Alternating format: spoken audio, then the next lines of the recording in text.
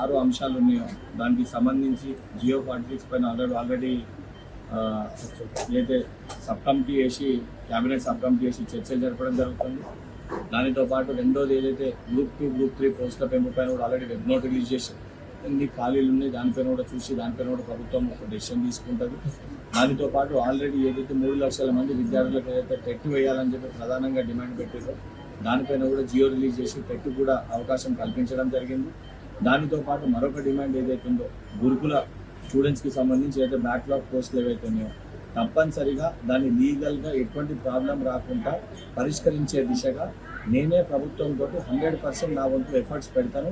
దానికి లీగల్గా కాంప్లికేషన్స్ ఏమున్నా చర్చలు జరిపి ఏ రకంగా పరిష్కరించగలుగుతామో ప్రభుత్వం సంబంధించిన అధికారులతో మాట్లాడి సమస్యను పరిష్కరించుకుంటాం. దానికి 100% నేనే ముందుండి ఆ సమస్య పరిష్కారానికి నేను మిమ్మల్ని తీసుకొని వెళ్ళి మాట్లాడతాను. అది చర్చలు జరిపి ఏ రకంగా పరిష్కరించగలుగుతాం ఆ రకంగా సమస్యను పరిష్కరించుకుంటాం.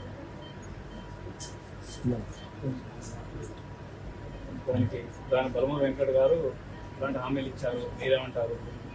ఎమ్మెల్సీ బలమూరు వెంకట్ గారి హామీల మేరకు ఈ యొక్క వెంకట్ ఉన్న 6 డిమాండ్ల పైన చర్చలు జరిపి పరిష్కారం కనుగొంటామని చెప్తున్నారు. కాబట్టి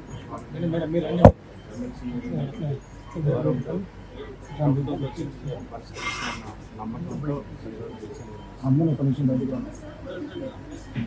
అమ్మ మీరు